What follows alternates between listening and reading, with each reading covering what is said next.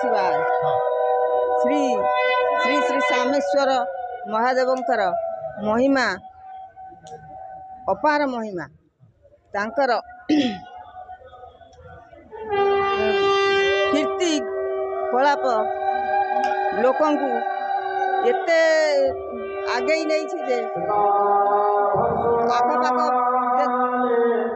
जेते लोक समस्ते प्रति आकृष्ट जी जहाँ मन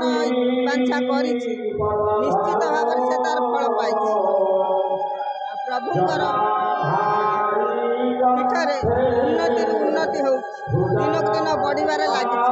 ठाकुर जदि न थांते आउर करुणा जदि न था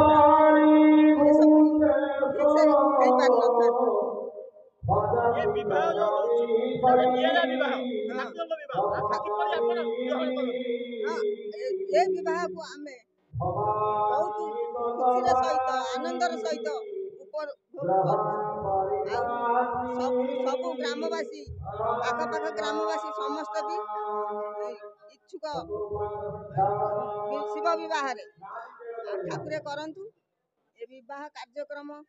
वर्ष को वर्ष ये चली था ठाकुर पीठरे उत्तरोत्तर उन्नति हो जय शिव बसिले भल बस तू बजा बजा तो हाथ आछो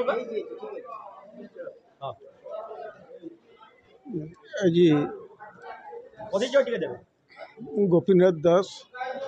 ए आंचलिक सामेश्वर आंचलिक उन्नयन परिषद जड़े साधारण सभ्य आज सारा राज्य रे जो आध्यात्मिक महोत्सव अनुष्ठित होउछि यह लोकाचार मतरे अनुष्ठित होउछि आ भितरे आमर देवादेवी माने मानवीय रूप से ए धरापृष्ठ अवतीर्ण होउछंती आ भितरे जो दर्शन रही मानवीय गुणर परिप्रकाश करिबा होउछि यार आभिमुख्य एवं ये जो शिव पार्वतींकर विवाह उत्सव आमको यही दिग्दर्शन दौछि प्रेम त्याग समर्पण बलरे वैवाहिक जीवन मार्जित हुए सुखमय हुए शांतिमय हुए तेणु आज समाज रे जो वैवाहिक विच्छेद घटवा जाउछि प्रति मुहूर्त तेणु से माने जदि शिवंकर पथरे अनुसरण करी से मार्ग अनुसरण करती ताहले से मानकर जीवन सार्थक हेबा सहित तांकर पथ भ्रांत हेब एवं आमर जो सेठी समस्त भितर एकता सृष्टि होउची से परिवार रही साप रोची सेठी मूषा रोची सेठी मयूर रोची सेठी शिव अछंती पार्वती अछंती कार्तिक नंदी भुंगी ए समस्त मध्य विभिन्नता थिले मध्य सेमाने शांति रे सहवास्थान करुचंती तेणु सेई मार्ग रे जदि आमे समस्त अनुप्राणित हबा ताले आमे गोटे सुंदर समाज गठन करि परिबा। अरुण कुमार सामल अध्यापक। आज जो शिव पार्वती विवाह उत्सव शीतलषष्ठी होती सामेश्वर पीठ कौन कह तो सामेश्वर उन्नयन परिषद आपको व्यवस्था करके सब वर्ष पर वर्ष भी होची एथर आउर बहुत जाकजकम मध्य आसिकी बरजात्री माने पहुँचते आउ बर पिता भाव रवीन्द्र नायक थिला बेले कन्या पिता भाव भास्कर सामल उपस्थित अच्छा केते वर्ष लानी ए कार्यक्रम अनुष्ठित 10 वर्ष है चली आम समस्ते ये नियोजित अच्छु उन्नयन परिषद सभ्य भाव कार्य कर आसु जहाँ महाप्रभु निर्देश ठाकुर निर्देश खुशी तो बहुत आज टी वर्षा अवश्य जनसाधारण मान जो मैंने भक्त मैंने कम अच्छा किंतु विवाह उत्सव बहुत हजार हजार संख्यक भक्त ये उपस्थित हुआ आज टी कम अच्छी तथापि जहाँ आम बहुत ना भक्त मानू ये केवल कहबी ये गोटे आंचलिक अनुष्ठान तेणु बिल मझिरे माने गोटे निर्जन प्रांतर मध्य मंदिर उपस्थित थाई मध्य अनेक भाव में भक्त मैंने ये आसिक उपस्थित रहीकि ये प्लेसर माने स्थानर मर्यादा बढ़ाऊँ तेणु भक्त मानू कहबी एबे आउरी आगक मध्य एहीपरि सेमानकर जेमती सदिच्छा एठी रहू। गणेश प्रसाद सामल कंटीपुर स्वामेश्वर आंचलिक उन्नयन परिषद जड़े सभ्य आध्यात्मिक चेतनार परम पीठ ये स्वामेश्वर पीठ होउछि ये अंचलर आध्यात्मिक चेतनार सर्वप्राचीन पीठ जोठी बहु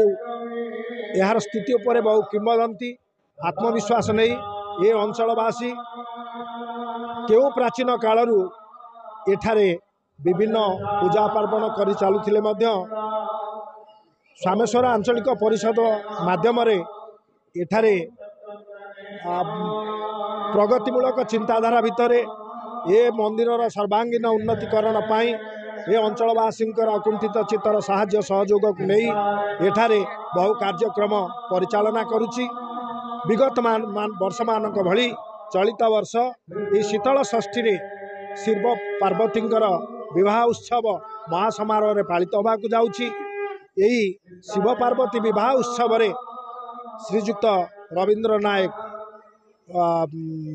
बरपिता एवं श्रीजुक्त भास्कर चंद्र सामल कन्या पिता भाव में अंशग्रहण करिसेंती एवं आज एठारे जो महासमारोह रे विवाह उत्सव चली यार समस्त खर्च से माने बहन करिसेंती एवं आंचलिक उन्नयन परिषद अकुंठित चित्तर साहाय्य रे ये कार्यक्रम सदा सर्वदा सफल हो आसुची। आगामी जुग को मध्य आहुरी उन्नत भाव में पालित हेब एथिरे संदेहर अवकाश नहीं।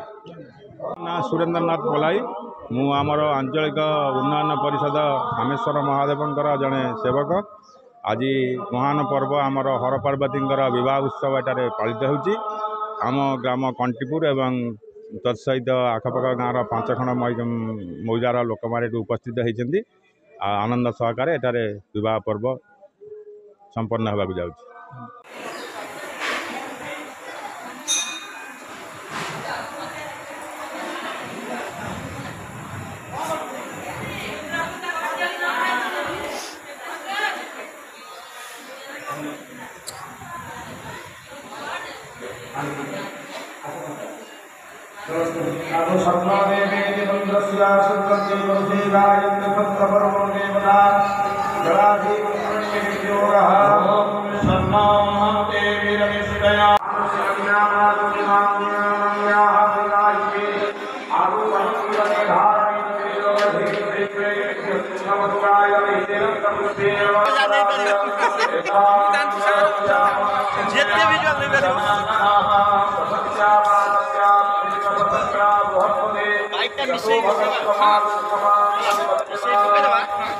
बाइक दे दो बाइक